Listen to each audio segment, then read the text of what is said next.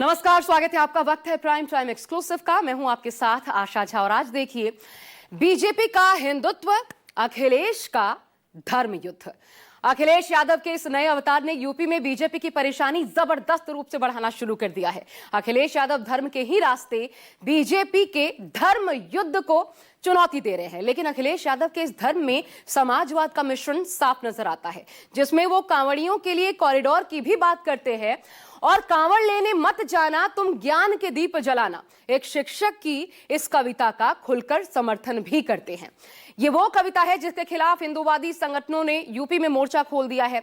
ये कविता सुनाने वाले शिक्षक रजनीश गंगवार पर एफआईआर दर्ज हो गई है। इस कविता को अखिलेश यादव ने पहले मानवता के मार्ग पर ले जाने वाला धर्म बताया और फिर शिक्षक पर दर्ज हुई एफआईआर पर निशाना साधते हुए सवाल पूछा कि क्या यही भाजपा का अमृतकाल है। देखिए यूपी में छिड़ा आखिर क्या है ये नया सियासी बवाल। कांवड़ लेने मत जाना, तुम ज्ञान का दीप जलाना। हमारे धर्म और आस्था के लिए बहुत सारी ठेस पहुंची है।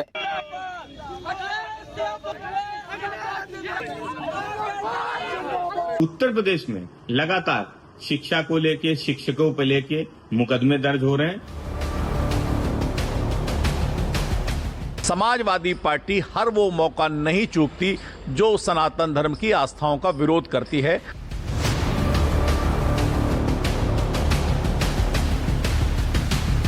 अगर कोई शिक्षक छात्रों को शिक्षा के महत्व के बारे में बताता है तो कम से कम उनकी तो तारीफ होनी चाहिए। लड़ना है तो ढूंढ बराबर का आदमी, रास्ता रोके खड़ा है क्यों फकीर का। कांवड़ यात्रा शुरू हो चुकी, लाखों की संख्या में श्रद्धालु कांवड़ लेने पहुंच रहे हैं। प्रशासन ने सेफ्टी सिक्योरिटी के पुख्ता इंतजाम किए, लेकिन यूपी के एक शिक्षक की कांवड़ यात्रा पर बच्चों को सुनाई गई कविता पर पहले विवाद हुआ और अब सियासत शुरू हो गई। शिक्षक डॉक्टर रजनीश गंगवार के खिलाफ कांवड़ पर कविता सुनाने पर एफआईआर दर्ज की गई, जिसमें कविता के कुछ बोल पर आपत्ति जताई गई। किन बोल पर आपत्ति है, आप पहले उसे सुनो। कांवड़ लेने मत जाना, तुम ज्ञान का दीप जलाना। मानवता की सेवा करके सच्चे मानव बन जाना। शिक्षा है जग जग की जननी, उसका दूध पियो तुम। सत्कर्मों का रहस्य बड़ा है, उसका रूप गुनो तुम।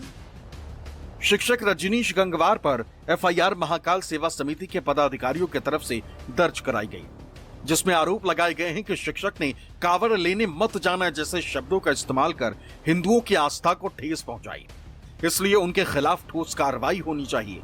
बरेली की पुलिस ने भी बिना देर लगाए केस दर्ज कर लिया। जो इन्होंने टिप्पणी की है इस कॉलेज के अंदर छात्र छात्राओं के बीच में, इससे हमारे धर्म और आस्था के लिए बहुत सारी ठेस पहुंची है और हिंदू धर्म को बहुत ज्यादा आक्रोश है लोगों के अंदर कि हमारी कांवड़ यात्रा के लिए कोई भी व्यक्ति अगर ऐसे कहेगा कि कांवड़ लेने मत जाना, तो जो मत जाना वाला शब्द है इसमें, ये बहुत ही ज्यादा गलत शब्द है और हम लोग इससे बहुत ज्यादा नाराज हैं। हम लोग चाहते हैं कि कड़ी से कड़ी कार्रवाई हो इनके ऊपर। एमजीएम इंटर कॉलेज के अध्यापक रजनीश गंगवार के द्वारा कॉलेज के प्रांगण में छात्र छात्राओं को इकट्ठा करके कविता पाठ के माध्यम से कांवड़ यात्रा के बारे में कुछ आपत्तिजनक टिप्पणी की गई, जिसका वीडियो सोशल मीडिया पे वायरल हो गया है। इस संबंध में आज थाना बहेड़ी पर तहरीर प्राप्त हुई है। प्राप्त तहरीर के आधार पर तत्काल बीएनएस की आवश्यक धाराओं में अभियोग दर्ज किया गया है और आवश्यक विधिक कार्रवाई की जा रही है। संस्था की शिकायत पर बरेली के बहेड़ी थाने में एफआईआर दर्ज की गई और पुलिस केस दर्ज कर कार्रवाई भी कर रही। शिक्षक रजनीश गंगवार पर बीएनएस की धारा 353(2) के तहत केस दर्ज किया गया। एफआईआर में धारा धार्मिक नफरत फैलाने से संबंधित है। दोषी होने पर 3 साल की सजा या जुर्माने का प्रावधान है। प्रदेश में 5000 स्कूलों को मर्ज करने और शिक्षक के खिलाफ एफआईआर दर्ज किए जाने को समाजवादी पार्टी ने मुद्दा बना लिया। बुधवार को हजरतगंज चौराहे पर समाजवादी पार्टी के कार्यकर्ताओं ने प्रदर्शन किया। उनके हाथ में शिक्षक पर एफआईआर, शिक्षालय बंद हो रहे और पीडीए जननायक हम स्कूल बचाएंगे जैसे नारे लिखे बैनर।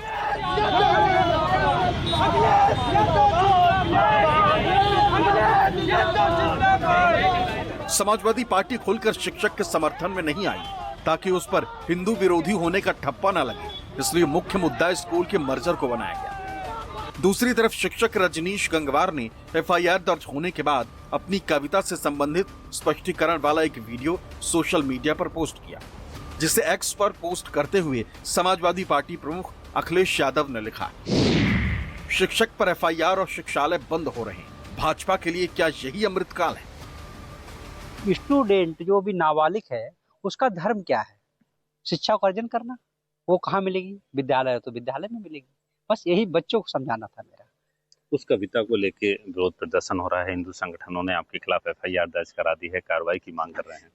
हाँ, कर रहे हैं तो उनका काम है, वो कार्रवाई कराने की मांग करे, वो उनकी मंशा है और ठीक है, करा रहे हैं, मुझे कोई फर्क नहीं है। हमेशा जब भी कोई यहाँ पे समाज सुधारक पैदा हुआ है तो सोए हुए लोगों ने उस पर हमला किया है। अगर किसी एक मामूली से शिक्षक जो बच्चों को सिखा रहा है उसके कहने से किसी की भावनाएं आहत हो गई तो कितनी कैसी भावनाएं हैं। शिक्षक रजनीश गंगवार पर एफआईआर से जुड़ा ये पूरा मामला बरेली के बहेड़ी इलाके का है, जहां कुछ दिनों पहले Mahatma Gandhi memorial inter college में शिक्षक ने बच्चों को कांवड़ यात्रा से संबंधित कविता सुनाई थी, जिसका वीडियो तेजी से सोशल मीडिया पर वायरल हो गया। रजनीश गंगवार का कहना है कि उनका मकसद किसी के धार्मिक भावनाओं को आहत करना नहीं था, बल्कि जिस तरह का हुड़दंग और कुछ कांवड़ियों का उत्पात देखने को मिल रहा है उससे छोटे बच्चों को संदेश देना था, जिसका गलत अर्थ निकाल लिया गया और उनका पक्ष जाने बिना ही एफआईआर दर्ज कर दी गई। ये एक विडंबना ही है हमारे देश की कि जिसके लिए गुरु भगवान से बड़ा भी बताया जाता है और बिना हमारी मंशा जाने, जबकि मैं वहाँ पर कई कार्यक्रम करवाता हूँ, एनएसएस का प्रभारी भी हूँ और भी सांस्कृतिक कार्यक्रम करवाता हूँ और शायद प्रतिदिन बच्चों के लिए कुछ ना कुछ बताता भी हूँ। हमारा बिना पक्ष जाने कुछ भी, और पूरे गीत को अगर आप पढ़ेंगे सुनेंगे भी, कांवड़ शब्द एक बार आया वो भी बच्चों के लिए है, ना कि हमारे कभी बाहर निकले हमने कहा कि भाई बड़े लोग जा रहे रोड पे वो ना जाए, हम तो बच्चों के लिए कहा है वो है। अब इस पे लिखी गई है एफआईआर, इसको विडंबना ही कहा जाए। कांवड़ यात्रा सीधे सीधे हिंदुत्व से जुड़ा मुद्दा है, जो उत्तर प्रदेश ही नहीं पूरे देश में बीजेपी का सबसे मजबूत एजेंडा है, क्योंकि उत्तर प्रदेश में 2027 के लिए अभी से तैयारी शुरू हो चुकी है। इसलिए समाजवादी पार्टी हिंदुत्व के प्रति अलग रणनीति के साथ मैदान में है।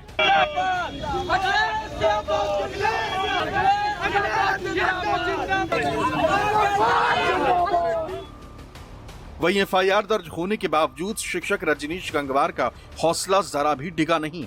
उनका कहना है कि उन्होंने अपनी कविता के जरिए शिक्षा के महत्व को बताने की कोशिश की, जो एक शिक्षक होने के नाते उनका फर्ज है। कांवड़ ढोकर कोई वकील डीएमएसपी नहीं बना है, कांवड़ जल से कोई बनिया हाकिम वैद नहीं बना है, कांवड़ से बुद्धि विवेक का तनिक विकास न होगा, भांग धतूरा गांजा सुल्फा मद से कोई उद्धार न होगा। जाति धर्म का नशा छोड़कर स्वयं कल्याण करो तुम, शिक्षालय पुस्तकालय में पढ़ ज्ञान प्रगाढ़ करो तुम। कांवड़ यात्रा को लेकर उत्तर प्रदेश में 2025 में राजनीतिक माहौल गरमाया हुआ है। शिक्षक पर मुकदमा, नेम प्लेट विवाद और कांवड़ मार्ग पर सख्त नियमों ने इसे केवल धार्मिक आयोजन से आगे बढ़ाकर एक राजनीतिक मुद्दा बना दिया। बीजेपी इसे अपने हिंदुत्व के एजेंडे के हिस्से के रूप में पेश कर रही, जबकि विपक्ष इसे सांप्रदायिक ध्रुवीकरण का प्रयास बता रहा। ये स्थिति 2027 के विधानसभा चुनाव की दिशा में भी प्रभाव डाल सकती है, क्योंकि उत्तर प्रदेश की राजनीति में धार्मिक और सामाजिक मुद्दे हमेशा से महत्वपूर्ण रहे। इसलिए विपक्ष ताजा मामले को लेकर हमलावर है।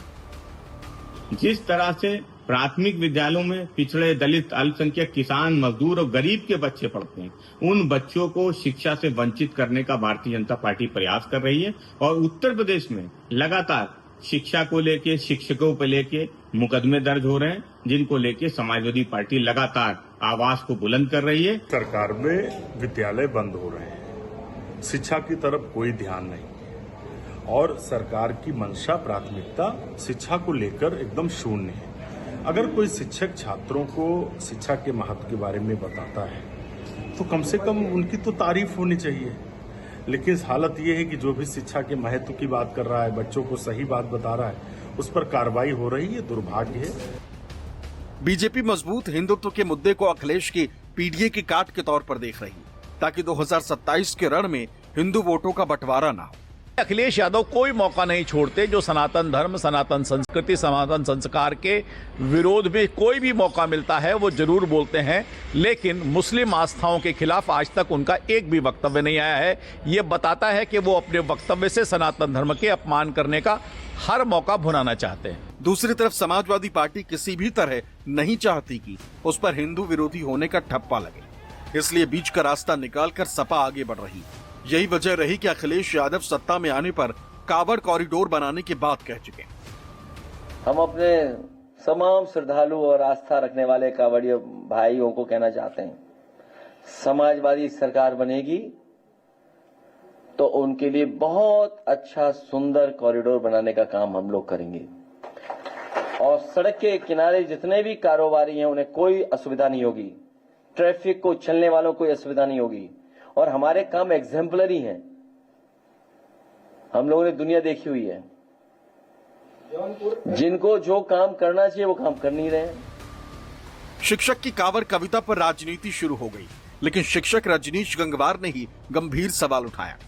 उनका कहना है कि अगर उन्होंने कविता में कुछ गलत कहा है तो फिर कांवड़ यात्रा पर सवाल उठाने वाले राजभर पर एफआईआर कब होगी? जो हिंदू संगठन की भावनाएं मुझसे आहत हुई हैं, तो मैं उनसे ये भी बात पूछना चाहूंगा कि आप अपने मंत्री जो राजभर जी हैं उन पे कब मुकदमा दर्ज कराएंगे? उन्होंने तो कांवड़ के लिए कहा है कि जो है इससे कोई इंजीनियर और डॉक्टर नहीं बन सकता। उन्होंने भी तो जो कांवड़ के बारे में कहा है, खुला मंच से कहा है, उन पे भी तो दर्ज कराइए।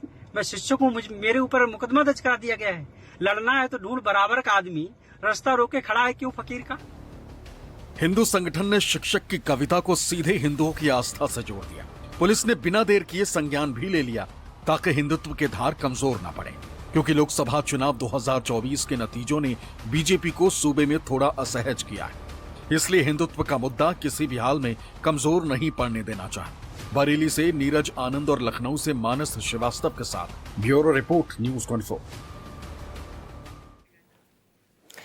तो कांवड़ कॉरिडोर भी बनवाएंगे और कांवड़ लेने मत जाना, इसका समर्थन भी करेंगे। तो राजनीति दरअसल इसी प्रकार दिलचस्प होती नजर आ रही है 2027 से पहले यूपी में। लेकिन किस तरह बीजेपी हिंदुत्व के एजेंडे को धार देने में जुटी है और पीडीए की काट तलाश रही है, तो अखिलेश यादव सॉफ्ट हिंदुत्व की राह पर चल रहे हैं। अब ये खुलकर नजर आने लगा है 2027 से पहले। देखिए क्या क्या कर रहे हैं अखिलेश यादव, एक एक करके आपको दिखाते हैं, जिससे साफ हो जाता है कि वो दरअसल बीजेपी के पिच पर आकर बीजेपी को मात देना चाहते हैं। अखिलेश खुद को सनातनी बताते हैं। सबसे पहली बात तो ये कांवड़ कॉरिडोर बनाने की बात करते हैं, खुद को सनातनी बताते हैं। सरकार में आने पर याद कीजिए कॉरिडोर बनाने का वादा किया तो मौजूदा सरकार पर श्रद्धालुओं की सुविधाओं के बजाय केवल प्रचार पर ध्यान देने का आरोप लगाया। सनातनी कैसे बताते हैं तो उनके एक्ट में यह दर्शाने की कोशिश साफ नजर आती है। कैसे, याद कीजिए इससे पहले जब महाकुंभ में हमने उनको देखा था, जरा वो भी याद कीजिए। अखिलेश जब खुद को सनातनी कहते हैं तो महाकुंभ की उनकी पिक्चर याद कीजिए, जिसमें बाकायदा समाजवादी पार्टी ने जो कैप्शन लिखा था वो बहुत अहम हो जाता है। प्रयागराज महाकुंभ में डुबकी लगाई थी और कैप्शन क्या था, उनकी तस्वीर को पोस्ट करते हुए सपा ने सोशल मीडिया पर लिखा था, इसी दिशा में वो कोशिश नजर आती है। लिखा गया था कि महाकुंभ में है अखिलेश यादव की आस्था, गहरी आस्था, इसका प्रदर्शन किया गया था। इसके तहत संदेश दिया। अभी हाल ही में एक वीडियो बहुत वायरल हुआ था, इससे पहले याद कीजिए वीडियो क्या था। अनिरुद्धाचार्य, उनसे कृष्ण का पहला नाम पूछा था अखिलेश यादव ने। यहां भी खुद को सनातनी और सनातन के जानकार के तौर पर पेश करने की कोशिश उनकी दिखी। और इससे पहले, ठीक इसके पहले अगर आप याद करें तो फिर धीरेन्द्र शास्त्री का नाम याद आता है। उनके फीस पर निशाना साधा था, यानी समाजवाद की बात करने वाले सनातनी के तौर पर अखिलेश यादव खुद को प्रोजेक्ट कर रहे हैं। और जाहिर है राजनीति में इसी प्रोजेक्शन का बहुत महत्व होता है। दरअसल अखिलेश सॉफ्ट हिंदुत्व के जरिए 27 के लिए वोट बैंक मजबूत करने में जुटे हैं। तो 2024 चुनाव में नुकसान उठाने वाली बीजेपी पीडीए में सेंधमारी की तैयारी में है। अब ये कैसे, ये भी समझ लीजिए बीजेपी की तैयारियां क्या क्या है, कैसे पीडीए में सेंधमारी होगी। तो ओबीसी और दलित नेतृत्व को बढ़ावा देने की कोशिश हो रही है। यूपी इकाई के अध्यक्ष के लिए ओबीसी या फिर दलित समुदाय से नेता चुनने की रणनीति अपनाई गई है। यह कदम गैर यादव ओबीसी, गैर जाटव दलित वोटों को आकर्षित करने के तहत ही है। दूसरा बहुत अहम, डीपीए यानी दलित पिछड़ा। अगला फॉर्मूला, ये रणनीति ओबीसी और दलितों के साथ साथ जो परंपरागत ऊंची जातियों जैसे ब्राह्मण, ठाकुर, ये वोट बैंक है, उनको जोड़ने की कोशिश है ताकि व्यापक गठजोड़ बना रहे, इसमें टूट ना है। इसके अलावा जातिगत समीकरणों का पुनर्गठन, बीजेपी गैर यादव ओबीसी जैसे कुर्मी, निषाद, राजभर और गैर जाटव दलितों पर फोकस कर रही है। 24 के उपचुनाव में बीजेपी ने 8 में से 4 ओबीसी उम्मीदवार उतारे थे जो इसी रणनीति का हिस्सा थे। इसके साथ ही साथ जो सामाजिक प्रतीक है और सम्मान, इनका इस्तेमाल बाकायदा किया जा रहा है, उनको सम्मान दिया जा रहा है। ओबीसी और दलित समुदायों के प्रतीकों को सम्मान देकर आकर्षित करने की कोशिश है इसी वोट बैंक को, जिसका लाभ इससे पहले 17 में और फिर 2022 के विधानसभा चुनाव में भी दिख चुका है। एक आखिरी प्रहार किस रूप में? मुस्लिम वोटों को बांटने की कोशिश के तहत, क्योंकि सपा का मुस्लिम वोट बैंक उसकी ताकत है। 20% के आसपास है उत्तर प्रदेश में, तो बीजेपी ने समाजवादी पार्टी के मुस्लिम वोटों को बांटने के लिए सहयोगी दलों जैसे कि आरएलडी या अपना दल सोनीलाल, इनका बाकायदा इस्तेमाल किया और बखूबी किया है। और अब चलिए बढ़ते हैं आगे। इसी धर्म युद्ध की लड़ाई में आज एक बेहद दिलचस्प खबर और सामने आई।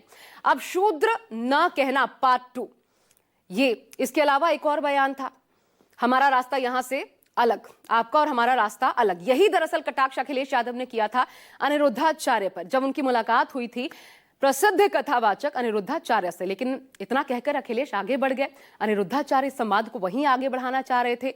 अब वहां मौका नहीं मिला तो अपने मंच से, अपनी कथा के माध्यम से अखिलेश यादव के उस कटाक्ष का जवाब दिया है अनिरुद्धाचार्य ने। क्या कहा देखिए अखिलेश यादव के सवाल के जवाब में, अनिरुद्धाचार्य का जवाब देखिए। आप बताइए, बहुत बधाई और शुभकामनाएं आपको। बस यही हमारी आपका रास्ता अलग हो गया, ठीक है, इसीलिए शुद्ध मत कहना कभी नहीं। देखिए जानकारी कर लेना। यूपी के पूर्व मुख्यमंत्री वो मेरे से कहते हैं कि आपका रास्ता अलग, मेरा रास्ता अलग। क्यों? क्योंकि मैंने उनके पूछे गए प्रश्न का उनके मन मुताबिक उत्तर नहीं दिया, मैंने वही उत्तर दिया जो सच है। सोचिए, वो नेता हमसे कह रहे हैं कि आपका रास्ता अलग, हमारा रास्ता। वो मुसलमानों से नहीं कहते कि तुम्हारा रास्ता अलग, हमारा रास्ता। वो मुसलमानों से कहते हैं कि जो तुम्हारा रास्ता वही हमारा रास्ता।